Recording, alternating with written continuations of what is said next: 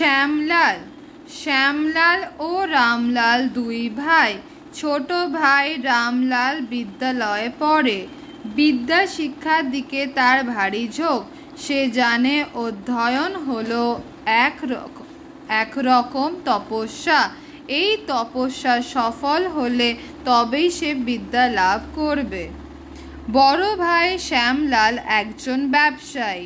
তাদের পিতা নিত্যগোপাল বাবু নানা রকমের ব্যবসা করতেন। এখন সব কিছু শ্যামলালের ওপরে ছেড়ে দিয়েছেন।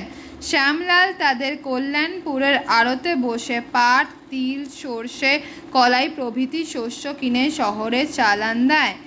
এই এক মনে কাজের মধ্যে থাকতে ভালোবাসে শ্যামলাল। সৎ ব্যবসায়ী হিসেবে শ্যামলাল বেশ বিখ্যাত।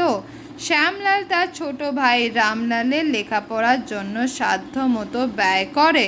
আবার বাড়িতে মা বাবারও বেশ বাধ্য ওরা দুই ভাই।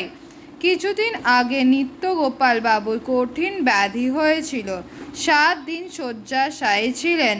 ঔষধপত্র করে সদ্য আরোগ্য লাভ করেছেন। সেই জন্য শ্যামলাল ব্যবসা না দেখে